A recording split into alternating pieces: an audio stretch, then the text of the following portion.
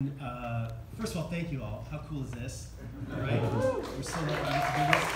And we get to watch a movie together, like as we should watch it together. But honestly, Joe Russo is to thank for Salem, because we had it in our backstory of it being Daniel being the child of a witch, and this idea when we did our research that witches were sort of just single moms being persecuted by old white men, and it's still happening, and this idea that Daniel could be this kid who's bullied just like Joe is a kid who's dealing with trauma, and it was our backstory. It was going to be revealed at the end, but ultimately Joe was like, no, bring it up, make the specificity of your backstory the world of your movie. And really, it was, he's Joe Russo for a reason. So that was really a wonderful, wonderful note, and just encouraged us to lean into, our idea.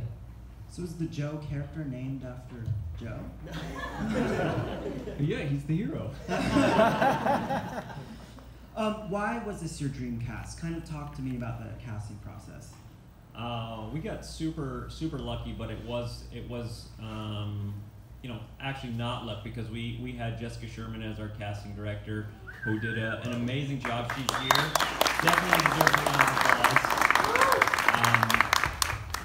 Actually early on, Asa and Natalia came to us because they literally just responded to the script, and we did get lucky in those regards, and we had an amazing meeting with Natalia and a few meetings with Asa, but the true fine diamond in the rough was literally, obviously this is a smaller budget film, so you don't usually have the money in your budget to fly someone out from the UK.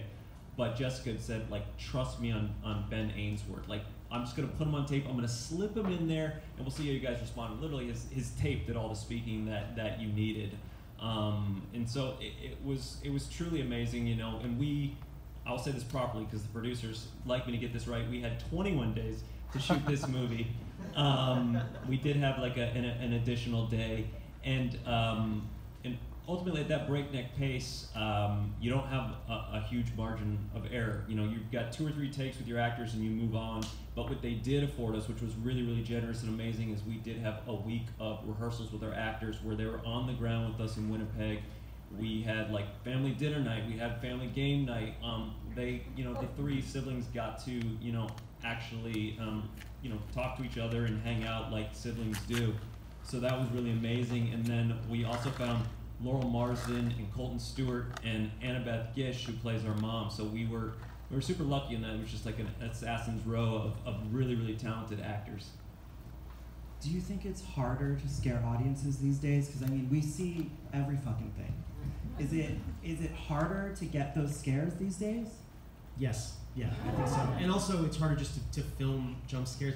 Anyone who says jump scares are cheap have never tried to do it, because it was tough with our schedule, but also it's just tough in general to get it right. We found the more patient you are, the scarier it is. But honestly, because we had not really done it before, the place that we came at it from was entirely the characters in the family, which was, we were trying to smuggle a coming-of-age story into a possession in a slasher movie. And so we came in it from, okay, we know characters, we love writing, we love actors. We want you to love this family like you love the family in E.T. or Lady Bird or 8th grade or mid-90s. And if you love the family, you're going to be all the more scared. Because that's Stephen King always says, I write books about people in scary situations. So that's it. That's what we try to do, I think, to help us then learn how to do jump scares. All right, next question is, are you both believers? Do you believe in this kind of thing? Do you think, what are your thoughts on that? I think I'm a believer. And I'll give this one a Ari. I'm not necessarily a believer. My wife is, and she likes to say that I'm just not sensitive enough to feel the vibrations of the other realm, And I have been known to book us in a few haunted hotel rooms where she definitely feels a presence, and I sleep through the night. So, I have yet to see a ghost, and I'm open to it. But I've also been told not to bring anything home with me, so. No. Talk to me about the games, why Red Rover, why Hangman, where did the idea for the specific games come from that we see in the film? Hide and seek? Yeah, well, the initial spec came into Agbo by this writer, J.J. Brader, who did an amazing job, and some of those games existed, I think, in the original script. Aaron and I did a lot of work rewriting the script, mainly focusing on the characters and the family and some of the mythology. But you know, actually, if you think about it, and we have thought about every single game that could have possibly been played, to put a dangerous spin on them that isn't like inherently lame or, you know, kind of like boring or too much of a stretch, it's kind of difficult. So we found that we were limited in the games that, well, at least we could figure out, like, had truly tragic and dangerous, you know, end games to them. So that was definitely the challenge of this movie. Well, I think also we wanted them to be simple. We wanted them to, but also, you know, Hangman, it's like, you're like, oh no, this is gonna be horrible. Hide and Seek is so iconic. It kind of was one of those ones that we really wanted in there. And then Red Rover, again, is kind of one of those children's games where you go, why does anyone let kids play this? Yeah, it's like you're gonna run at high speed into each other. So there's just the inherent undercurrent of violence that's so, and in all children's games, really, because it's all about, someone said, a journalist we talked to said, you know, games are how children learn. You know, playing is how you learn, right? But then also they're this huge metaphor for life, which is painful and tragic. And when kids are playing, that you want your parents to be there, but they can't be there all the time. So that for us was, we were like, okay, these games have to kind of resonate with why are kids left alone to do this stuff? Well, they kind of have to. You know, they have to learn these horrible lessons. There were 2 games that were at one point scripted that we were not able to shoot. Yeah, for the sequel. Eventually. One of them was Red Light, Green Light, which we did have an interesting take on, and the other was Simon Says, which would have been pretty vicious. So, you know, talk to us about that later, but that would have been pretty cool. Just wrapping up, I'm just curious because, you know, there's so much going on in the business right now, but what is unique about making a movie with Agbo? Why are they a unique partner as opposed to, let's say, you went anywhere else? What's unique about them? I mean, you know, I'm partial, obviously, because I've worked with Joe and Anthony since 2010. I started off as their assistant, and, you know, it's a family environment here. For me, but it's also a family environment for everyone that works here, and I know that sounds really sort of like saccharine and sweet, but I truly believe that, you know, it's like collaboration is first and foremost. It's Joe and Anthony's mentality from day one is best idea wins, which just inspires, you know, people to tell you their great ideas. So like that being one of the, you know, one of the sort of like mandates at the company is really great. And you know, from day one it was a real collaboration. They also supported us really amazing. Like, I gotta give a shout out, and I will forget names of some people, but Angela Otstad, Cassie Whiting, Jake Ost, Branton Choi, obviously the Russos from Agbo, the whole marketing team who put on this event tonight. Sarah, Sophia, Casey.